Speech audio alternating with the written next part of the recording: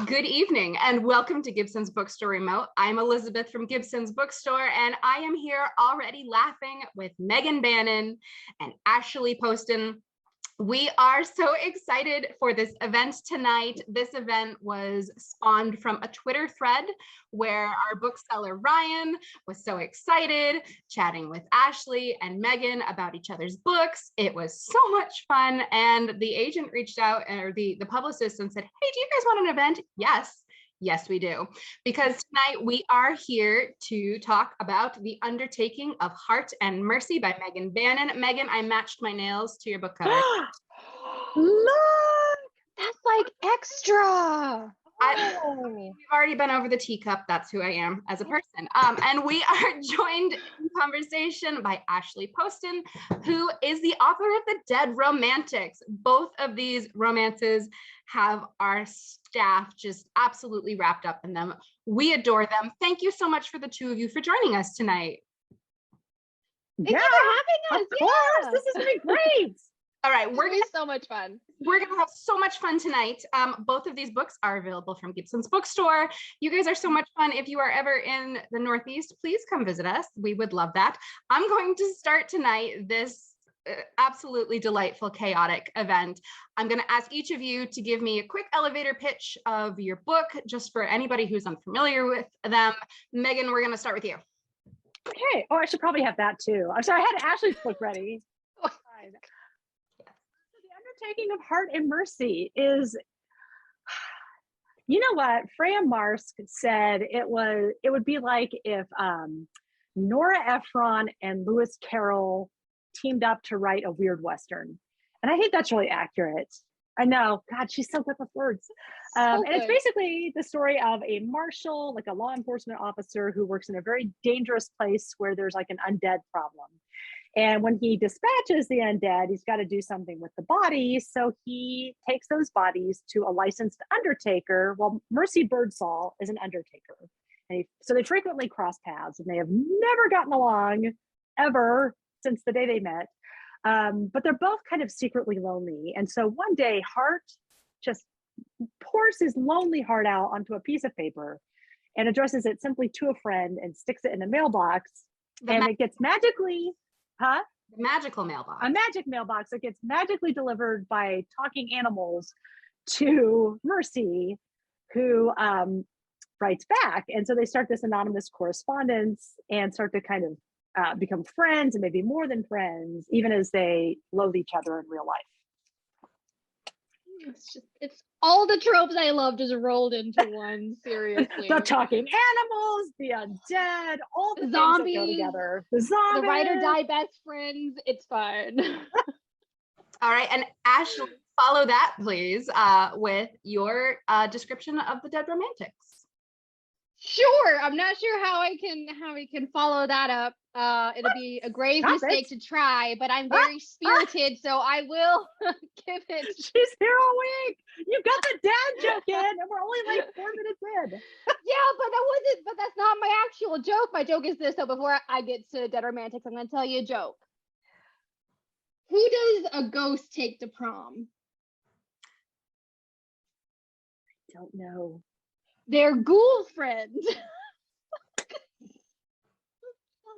Sorry. Okay.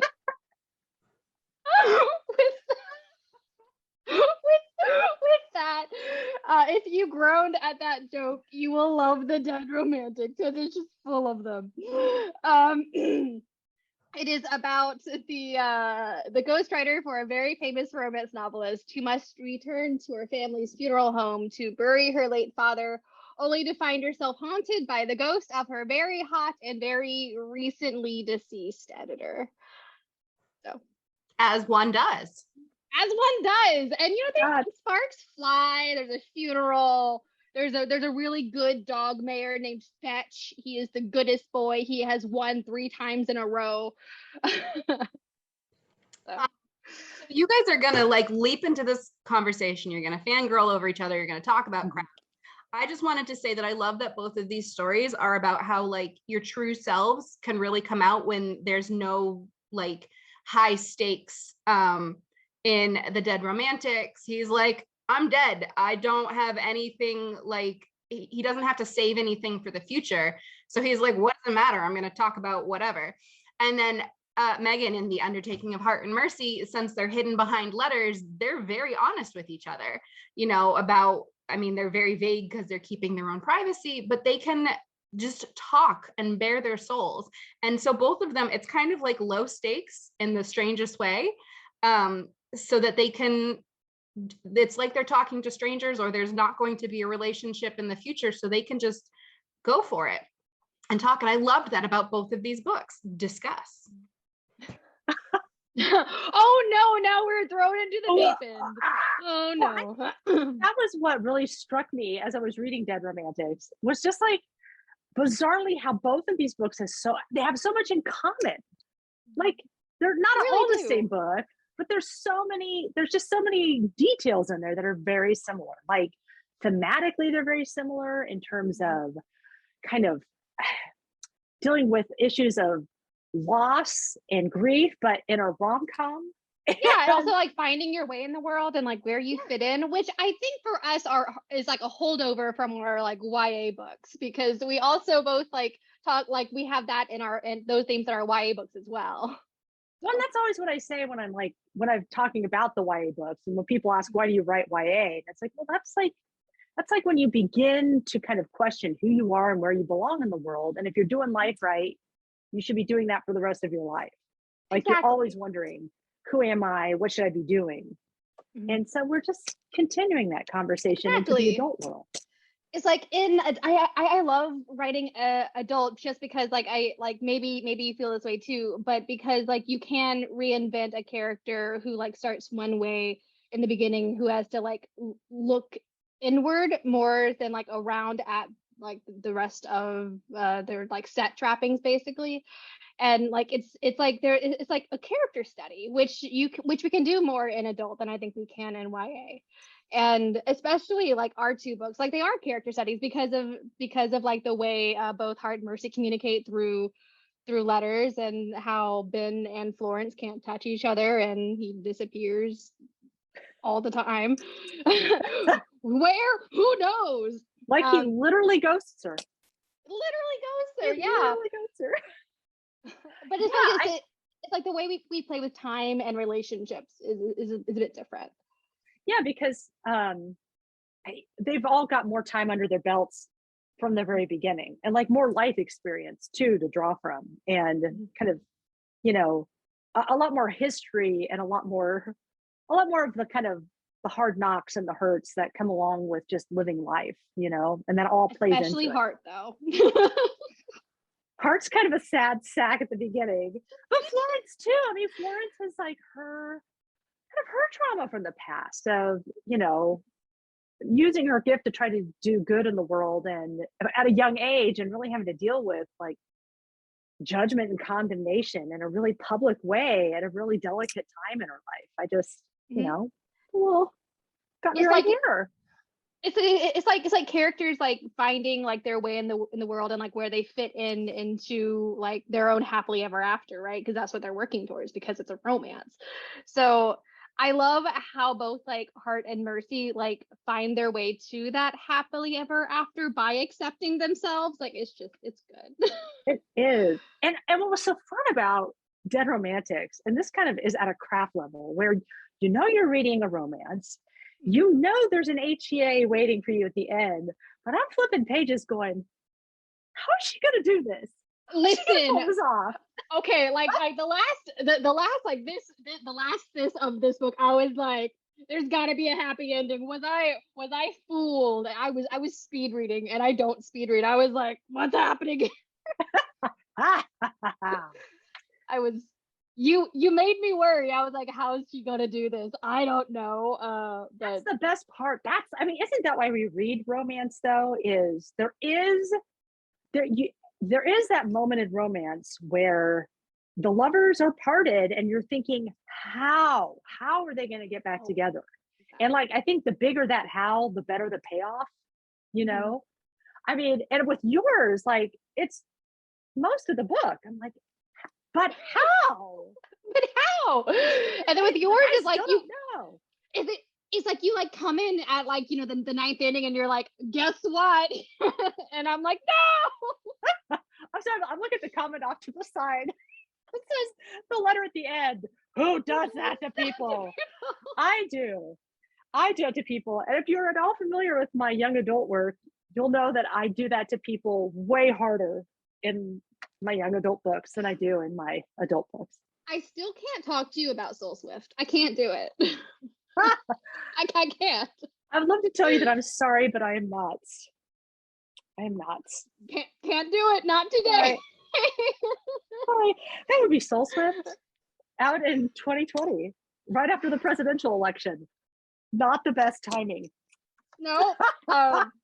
Mine came out right before Among the Beasts and Briars, so I understand. But at least mine had a happy ending, not a spoiler. But I mean, technically yours also had a happy ending, but like in the Colleen Hoover way. Folks, we've just patented the Colleen Hoover happy ending. Colleen Hoover way. I think she would be very surprised. Oh my God. She's a delight. Oh, I'm sure she is. Okay, so are we also going to talk about dogs? That was another thing on the list because dogs play an important role in both books. Like it's another weird thing.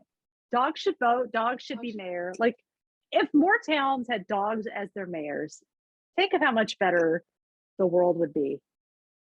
Truly, I mean, just because like dogs are the best judge of character, and they're loyal.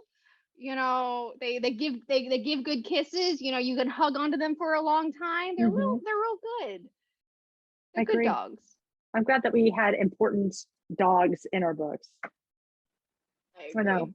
Leonard. Actually, the Undertaking of Hart and Mercy kind of started with Leonard, the boxer. Really?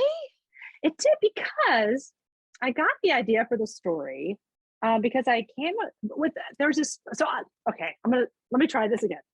I keep an ideas file, right? And every time I come across like a news article or like just some cool story someone told me or whatever, I file it away in my ideas file. And years ago, I came across a photograph on Pinterest, and it has no source. I don't know where the picture comes from. I've never been able to track it down. I think it's a Steve McCurry photograph, but I'm not for sure. And it's a picture of a dog, specifically a boxer, sitting on a chair outside like some kind of storefront. And behind the dog is a big sign, an advertisement that says, "We can send dead body anywhere, anytime, anyhow." And there's like exclamation points, like it's a happy sign. And I'm looking at this, and it's been in my file forever. And it's one of those things where I always come back to it, and I'm like, I'm going to tell that story someday, because like obviously that's a sign that exists in reality because someone took a photograph of it. And obviously needing to send human remains from one location to another happens all the time. Like, yes. We've had to use that service for a loved one who passed away in Texas and needed to be buried in Kansas. Like it happens all the time. I think what got me was the need to advertise the service in a jaunty way with exclamation points. I'm like, well, in what world would you need to advertise that service? You know? Yeah. And so then like it just started going from there. Like, well, I mean, I guess if there's like a zombie issue, you've got a lot of people passing away far from home, and you need to send the remains back. And it just kind of went from there. But because there was this boxer in the picture, I always knew that that dog was going to be in the book.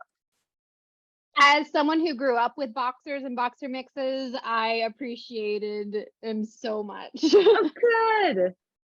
And he plays an important role in the book. I mean, he's the reason Hart and Mercy really cross paths so often, because Hart drops bodies off at Birdsall and Son Undertakers because he wants to pet Mercy's dog. He's lovely. He's a good dog. He's a good dog. And then he plays a very crucial role later in the book. He plays a very crucial role, but that's spoilery and I won't say. Yeah, no. Fetch doesn't play a crucial role in the book. He's just he does. No, he doesn't.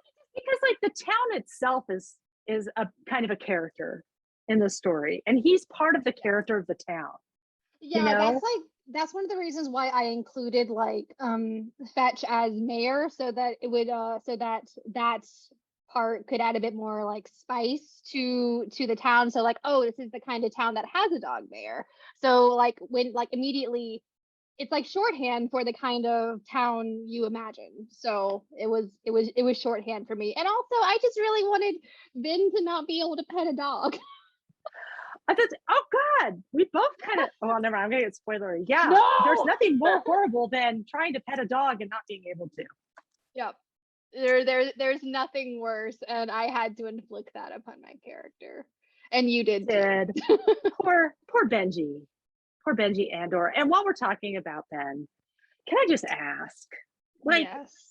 is that like a Star Wars? Are you sneaking in Star Wars into that name? Are you sneaking Star Wars in? I want to know. Okay, so to answer that question, I have to come clean. So The Dead Romantic started as a workplace rom-com that I wrote that was a fanfic, a Reylo fanfic. And the first like I think it was the first 2 chapters I wrote as a Reylo fanfic as like a workplace sort of thing. And then I was like, hold on a second.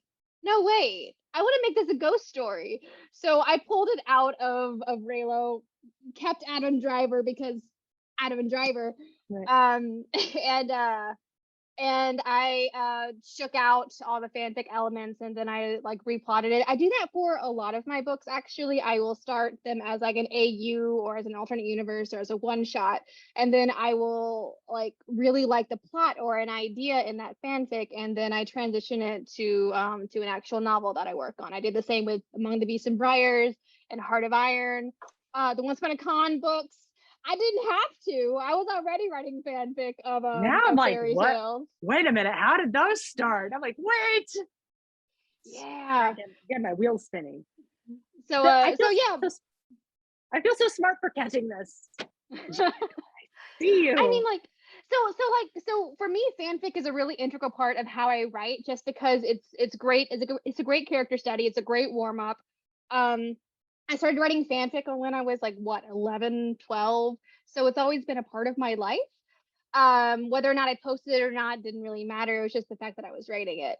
And so I've always like gravitated towards fanfic before my own work. And then when I find like ideas that I really like, I pull them out and then I flesh them out into other works. Well, and I love that's in Dead Romantics too. I love Florence's like secret stash of X-Files fanfic under the floorboards. Stop it. I mean, that was just like, oh. Well, speaking of inspiring, there's a question in the chat that was like, who inspired Hart? You know, I know my brain. I don't usually start with the person.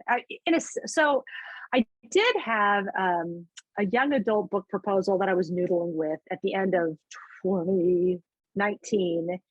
That was kind of like a Much Ado About Nothing retelling, and there was this tall, skinny, blonde teenage boy in that book that for some reason had a rapier belt.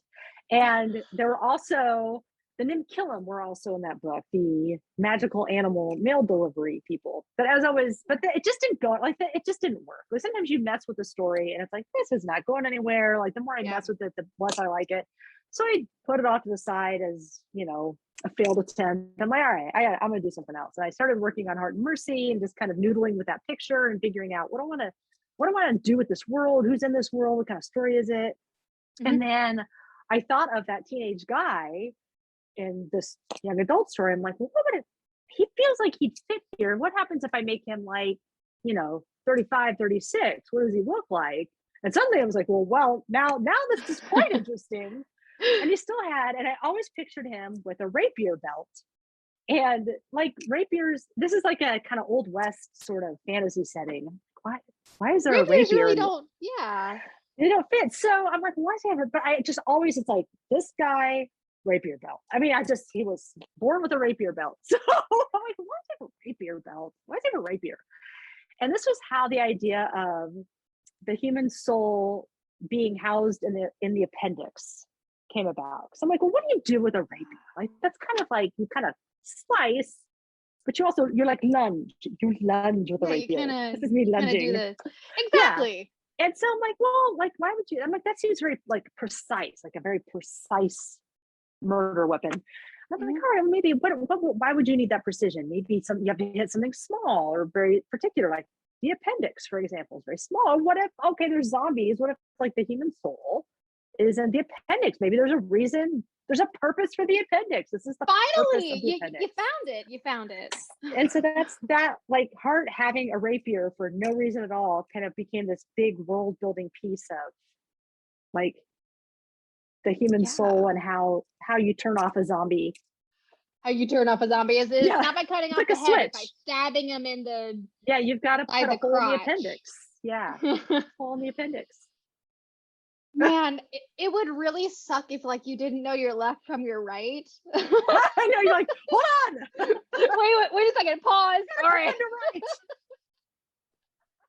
I would suck at it. I still have to do that. Like, okay, I get lost in Macy's, so I'm pretty sure I'm not going to find the appendix. That's all I'm saying.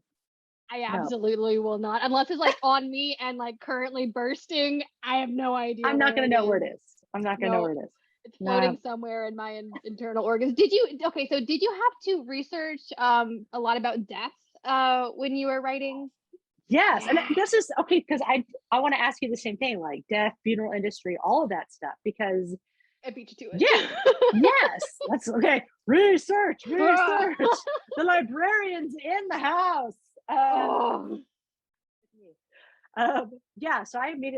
I read a lot of Caitlin Doughty and yes. Smoke It's in Your Eyes. Smoke It's in Your Eyes. Such a great collection of essays. If you're interested in like the funeral industry and more, and like kind of at a more kind of large scale universal level, like if you're really interested in like kind of exploring mortality and what it means to die, Caitlin Doughty, so good. And then her more recent book explores different cultures and like death in different cultures. It is so good, so great. And boy, she has sold me on Sky Burial. Same, actually. Yeah, I'm like, that's the way to do it. That's it. That's the way to go. Yeah, so you obviously read Caitlin Doughty too. What other research did you do? I ended up doing a lot of research into morticians and the actual like preparation, like the usual preparation of like of bodies in America, non-denominational or like non-religious, mostly because I don't talk about religion in the Dead Romantics because I'm agnostic. So it wasn't really something that I wanted to get into.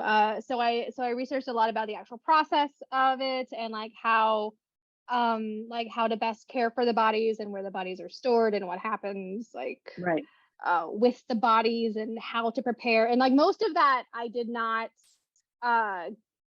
write into the Dead Romantics because it's from Florence's perspective and not her sister, who is the mortician.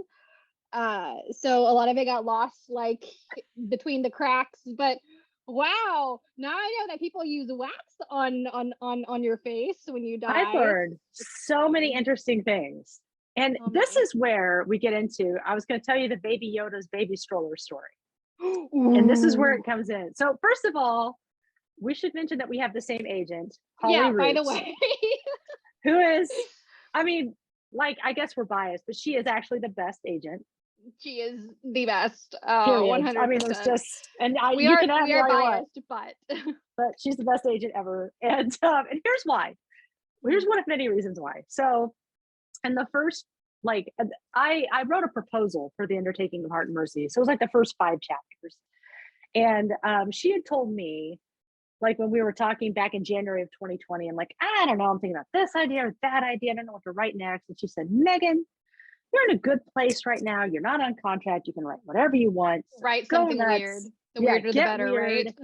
And she's like, and give me 5 chapters when you've got them. I'm like, all right, go nuts, get weird. I can do that. So I kind of, Heart and Mercy was the idea that kind of took off, and I wrote 5 chapters. And in the original, like first 5 chapters, Mercy was like a mortician, very much like morticians in our world. And the funeral industry looked like the funeral industry in our world. And the fantasy elements all came from kind of Hart's stuff.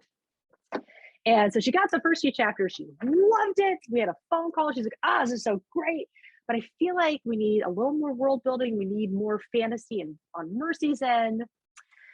And she's like, Megan, you watch The Mandalorian?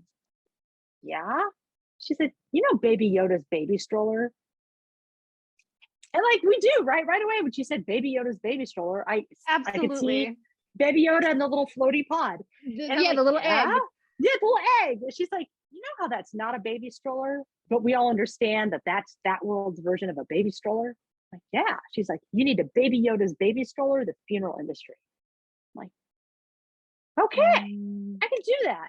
And so like a week or two later, I sent her like a revised 6 chapters at this point. And it was like this whole thing with all the gods and what happens when you die and you sail the salt sea and you go to the house of the unknown god, which is why you're buried with a key and all this stuff. And her response was, how did you take Baby Yoda's baby stroller and turn it into this? I'm like, it was good advice.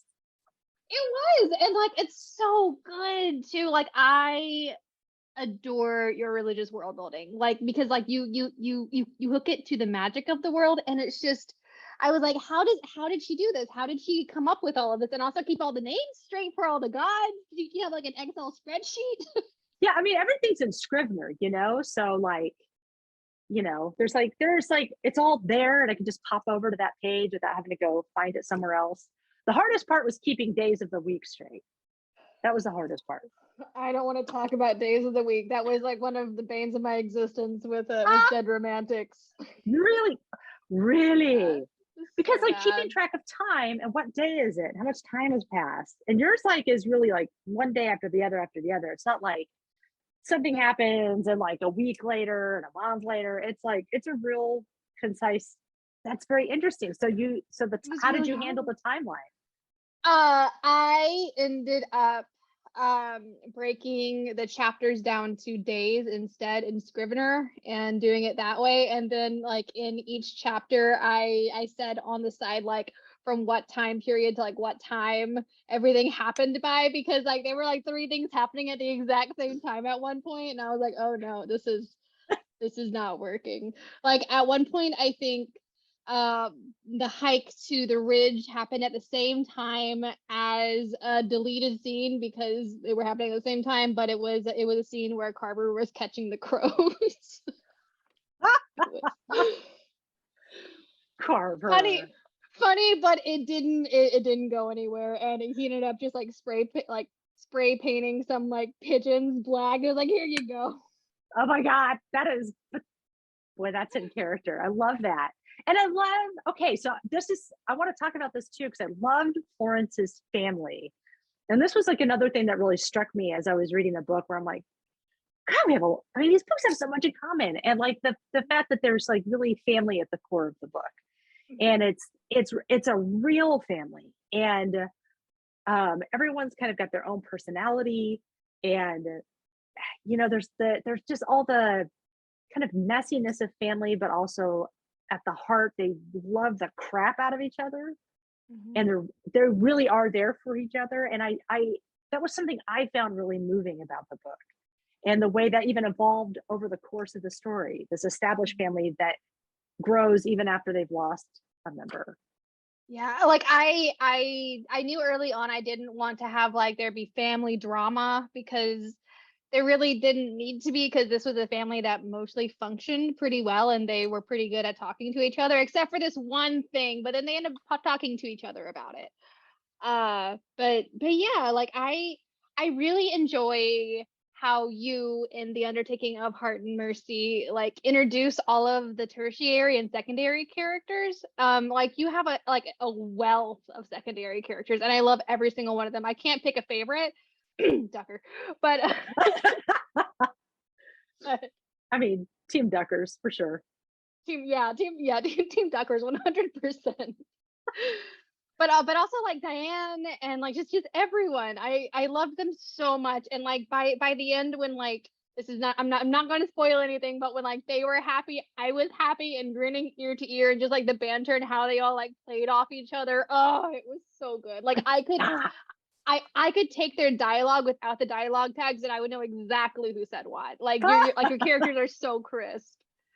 Oh, stop it. It's They are the same thing about you, where everybody's like just very like precise and lovable in their own way. And it's like, and like the family and the people in the town and Rose, you know, and it's the same thing where you could take away the dialogue tags and you know who's talking. And it's like, oh, it's Carter. I love Carter. It's like Alice is a badass, you know.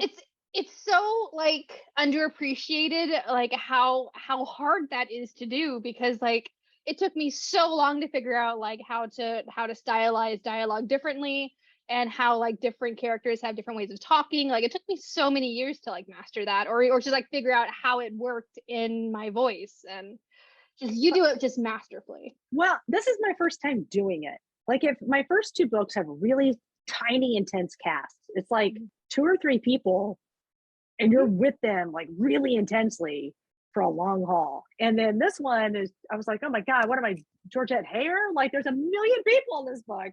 What am I doing to myself? And they just kept coming. I'm like, yes, I'm adding another one. Here we go. Oh God, this one's pregnant. So we're adding another one.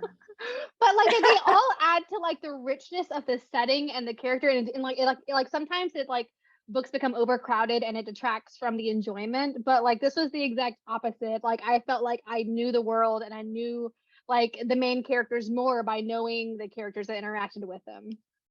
Yeah. I think it was a little easier writing Mercy's family, I think, because they were already kind of a unit.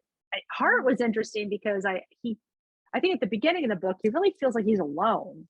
And I mean, he's kind of had a falling out with his best friend, who's now his boss, but he misses her.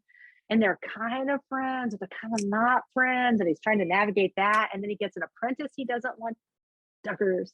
And, and he's like constantly now having to interact with this foul-mouthed, hard-drinking delivery rabbit that he really hasn't had to interact with very much. The rabbit. Sorry, the rabbit sent me. Oh my God. Well, I'm listening, you know, I'm listening to the audiobook right now, which is, oh my God, they're wonderful.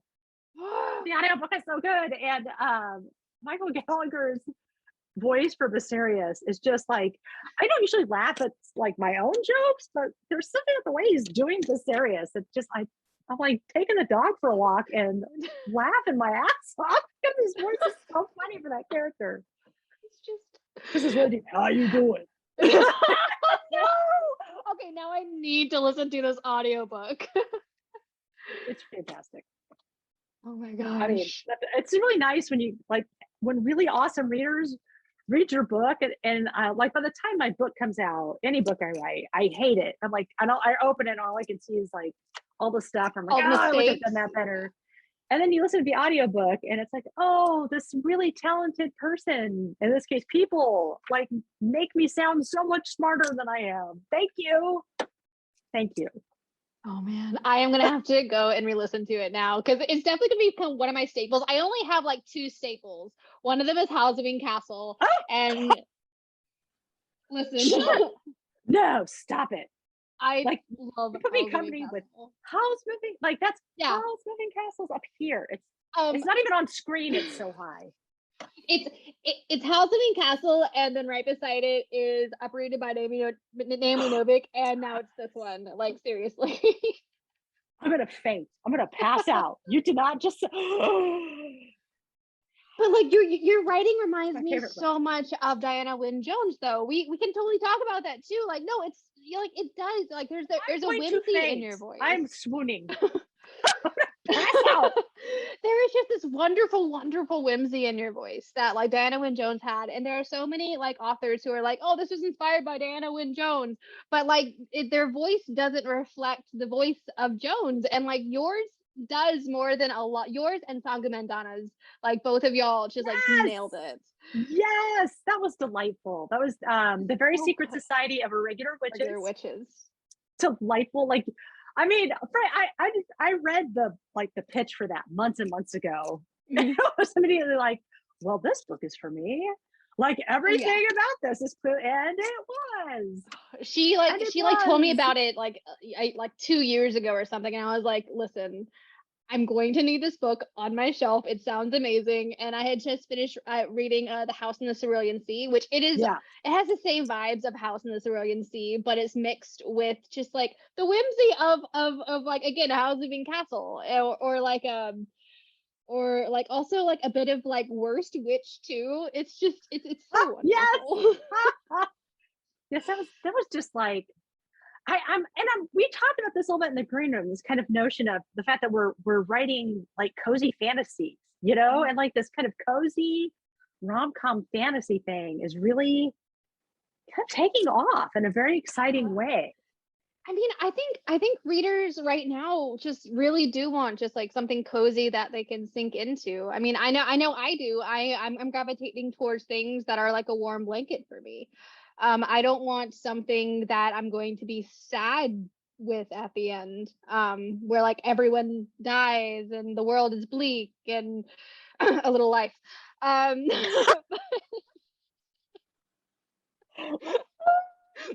Just saying. But yeah, it's like I'm like gravitating towards like these books that like fill me with like hope and warmth, and I think a lot of other readers are as well. You know, I like when the pandemic began, I was really gravitating towards just like a pure rom-com, all rom-com all the time. And it was glorious. Like it was the only thing, that was all I could read.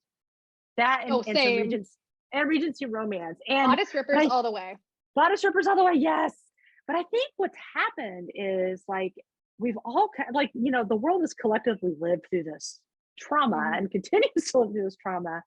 And I think one thing that's really cool that's happening in your book and in Sanggu's book and like in all of these books coming out is that there's also this element of really facing the darkness head on. Like both of our books are about grief and loss. Like they're not, they're cozy, but they're not fluffy. And there's something I think really deeply cathartic about it. I think people are kind of ready to kind of dig in and say, wow, that we've been through this horrible thing and we're still kind of in this horrible thing and there's all these horrible things happening. And here are these books where it's like, all right, yeah, there are these horrible things, but it kind of wraps you in a warm, cozy, comforting hug at the same time. Yeah, it's like kind of like these like there's death and there's like, you know, tragedy, but also at the same time like there's hope too. I always whenever I talk about the dead romantics, I always talk how like there's always like love with grief and there's always grief with love, because they go hand in hand. You can't have grief without having loved something immensely. Right. And you can't like grieve something you never loved. So I love that. I know, right? Write that down. Write that down. That was beautiful. Someone quote write that it to down. me. Tell Cersei it was me. It came out of her mouth like effortlessly. Man, I can't. I'm like, that would take me a solid hour to write something that good that just came out of your mouth. It was all those GMA videos that I had to do for Good Morning America. Which is so it was so much fun. Also, I can't tell you how many videos I had to do, and like they only showed 2 of them, and I was like, cool. Let's do it. You're so cool. And Barnes and Noble Book of the Month. Yeah. I mean, come on. Can we talk about your special edition with the pink cover? Oh, I don't have it handy. It's on the vanity bookshelf behind the glass door, because I don't want anyone to breathe on it, you know. So pretty. It's so pretty. Fairy Loot, the Fairy Loot edition. Prettiest. Oh my god, that was the coolest thing. I mean, come on. Like, they're like, Fairy Loot would like to do your book. Do you want to? I'm like, yes. Who says no to that? Who says no? Yeah. No one will say no. Huh? I don't even. So I signed a million. What do you call them? The pages that go in the book. Tippins. Thank you. Yeah. Tippins. I sent a million. Okay, not a million, but a lot. And I regret nothing. Nothing. It's just, it's so fabulous. It's so pretty. The artwork, the embossed cover. Oh, And the little Polaroids. Oh, I do have. Hold on.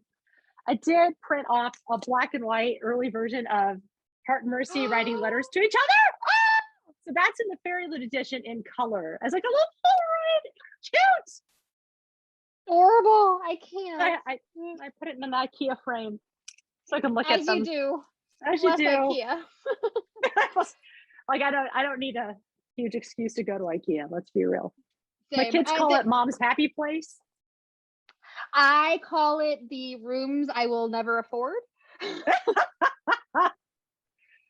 I do have an IKEA. My whole house is IKEA. The whole house.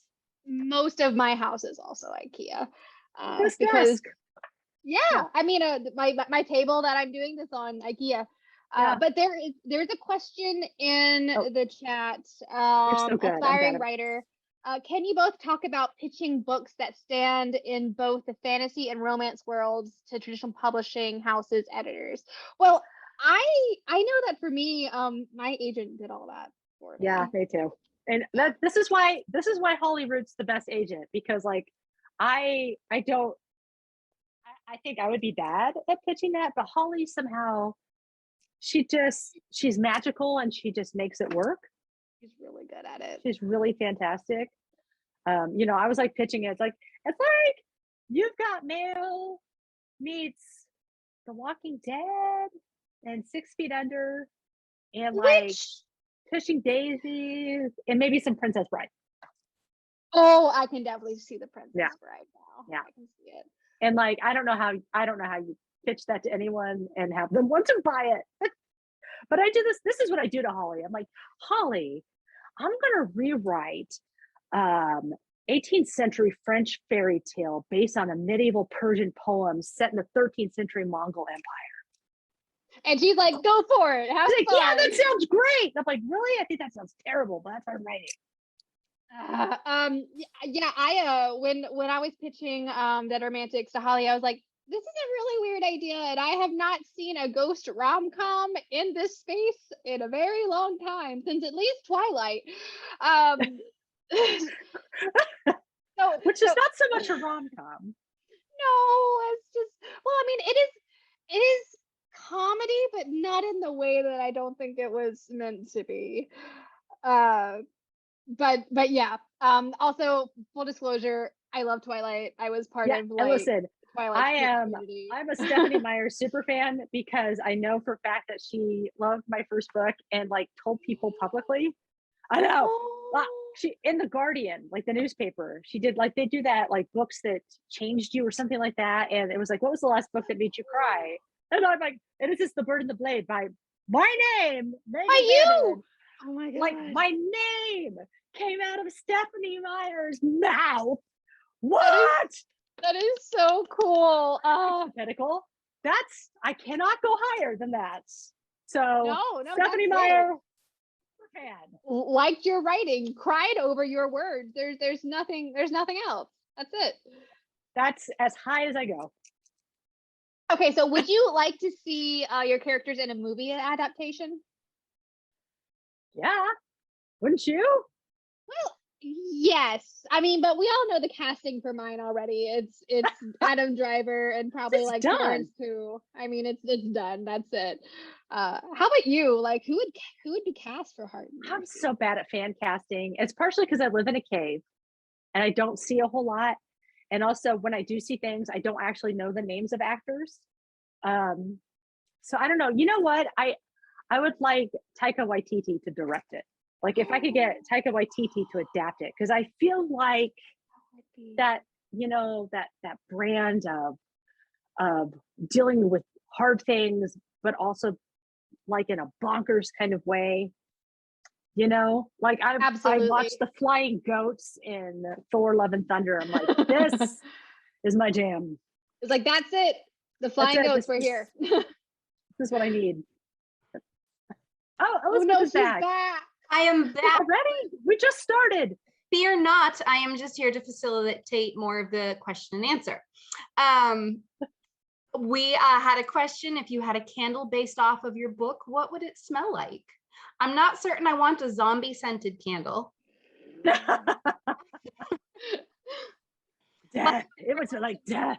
There's lots of wood mentioned in your book, so that's that's in there. I was thinking like Wood? some cedar and pine, you know, little cedar and pine.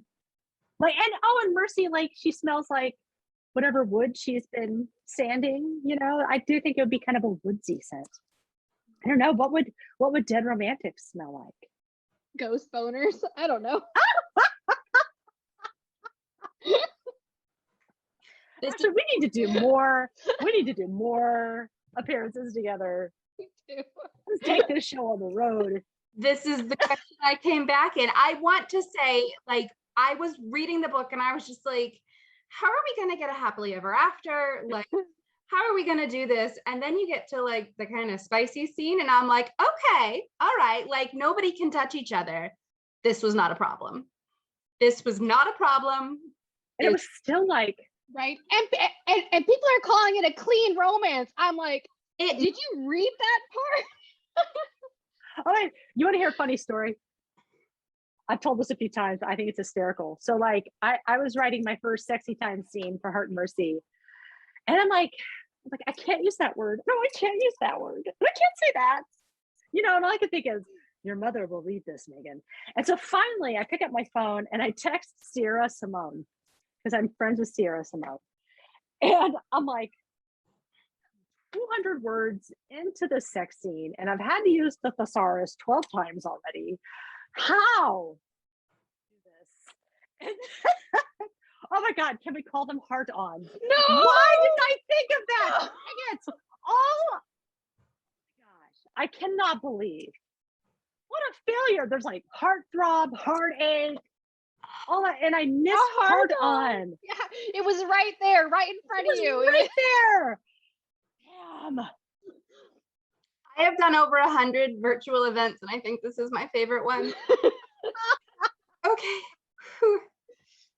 I wore mascara and it was a mistake because I've been laughing so hard. It's smearing. Okay.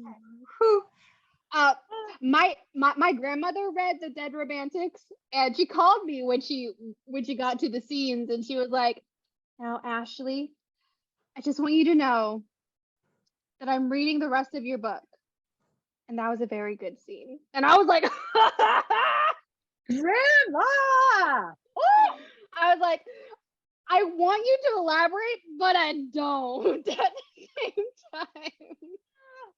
Oh, yeah, my sister's on the family group text going, Megan really knows how to write a sex scene. I'm like, oh my God. It was like, not do please, this in the God. family text stream. My very favorite romance author dedication of their book was like, Mom, Dad, thank you so much for supporting me in my dream. You've always been so supportive of me. Please don't read chapters 11, 14, and 17. Thank you.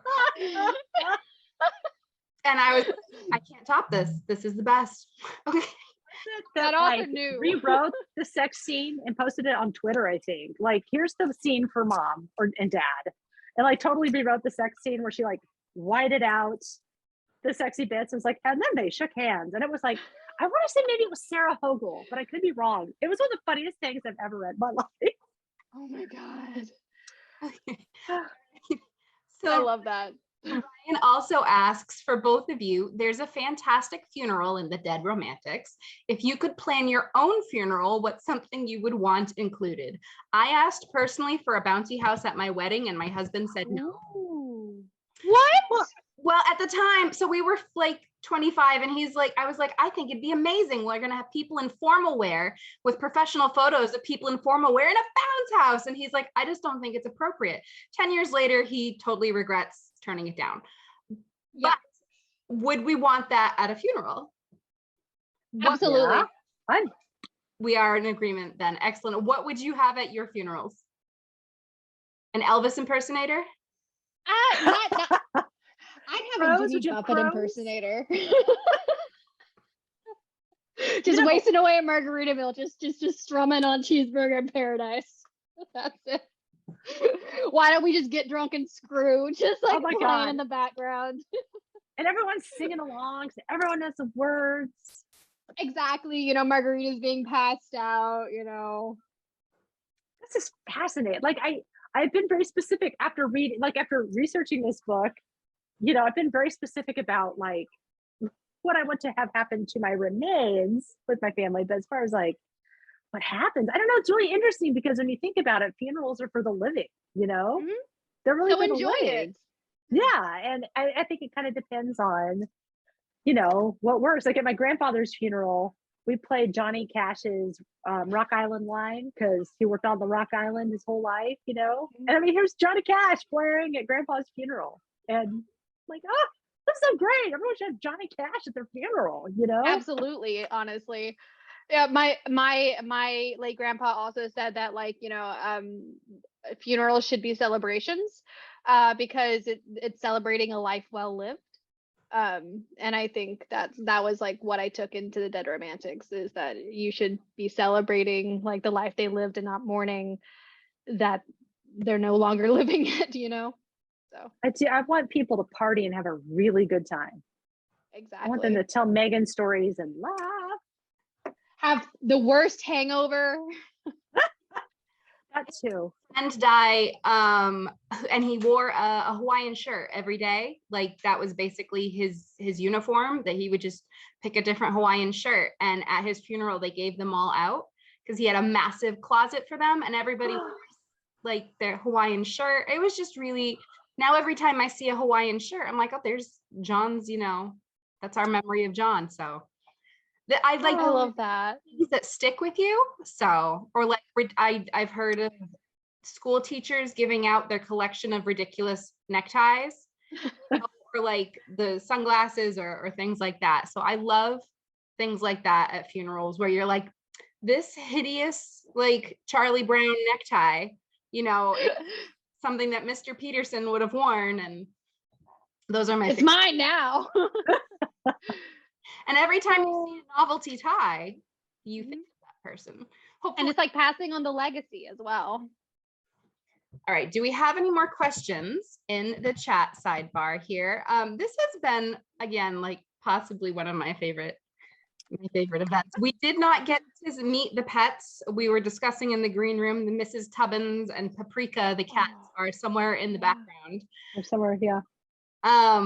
This, I'm so glad we're saving the chat transcript here, because this Oh, good. So Hart a nice, will be a nice immortalized. wholesome dinner. Thank you, Ryan. That's my favorite line in the book. A nice wholesome dinner. A nice wholesome dinner. My favorite line in the book. It's a good one. It's a really good line. You have a lot of really good singers. I've like highlighted so many. Oh, you too. I love, you know, I love a rom-com that brings the calm. You know? Yes, just like I you need have a- to have the corn of the calm, you know. Yes. Yes. All the good calm. Just play the corn song. all right. Are we So all? as we close out this event, which I am so sorry to have to do, are there any books that you want to shout to the heavens about? I mean, you mentioned The Very Secret Society of Irregular Witches. Oh, you've got it right there. Yeah. Right there. It was right here on my shelf. If we're talking about cozy fantasy, rom-coms, I love Payback's a Witch. Yeah. So good. John Tucker. Excellent. Guy. Excellent. You know, it's like three witches getting revenge on the man who wronged them, and it's hilarious and amazing. Any others that you just adore? You go ahead. Ashley. Okay. I am currently reading Sally Thorne's new book, Angelica Frankenstein Makes Her Match. You too? I Did just you also got it get it from today. Alyssa? Did you get it from Alyssa? No, Taylor. Okay, yeah. But still, It's it good. just showed up. Yeah, it did. I was I'm like, so oh, this is excited. great. And then I started reading it, and I was like, this is really cool and cute and really fun and kind of quirky. I read it. So it's like, this is automatically good. Exactly. Yeah. I've been listening to The Change by Kirsten Miller, and it is speaking to my soul, my middle-aged lady's soul. And it's about like, in this book, like when women go through menopause, when they go through the change, they like get magical powers and come into their powers. And there's so much like rage in this book, and I love it. Like, it's also funny. It's right here. Love it. And also Freya Marsh's Restless Truth coming out later this year. loved. It's a sequel to A Marvelous Light, which I loved. So that's one I'm shouting about a lot. And also Belittled Women by Amanda Soleil. I could really go on forever. Speaking of Freya Marsk, we cannot confirm or deny a virtual event with Freya later this year. But you should log in for that because there may or may not be with Everina Maxwell of Winter's Ribbit and Ocean's Echo. Blink twice. Blink twice if if it's gonna happen. I can't Okay. anything. There's my dog bark. Anyway, and again, it's all. I would like to thank Ryan for having no chill on Twitter. Yay! Thank you, Ryan. Who's in the audience? Because Ryan just basically goes to her favorite authors and she's like, "Hey, I love your book. We're friends now," and it always works. I don't know how. And amazing. And we get so many events because of her. I don't know how to end this event because I'm having so much fun. And I don't want to end the event, but theoretically we must, if nothing else, then because the dog needs to go out. So thank you so much for joining us tonight. Thank you to our audience members, Megan, Ashley. When you're in the Northeast, we are meeting up. It's gonna happen. Absolutely. It's gonna be great. I don't know what we're gonna do. We're probably gonna go like glow bowling or something. I would love to. Can we do that? Can that be like can we like actually a thing? Yes, I agree. All right. We'll take talk. the line. We'll Okay. talk. Thank you so much, everybody, for joining us this evening. The Dead Romantics and The Undertaking of Hart and Mercy are both available from Gibson's Bookstore. Thank you so much, everybody. Have a great night. Bye.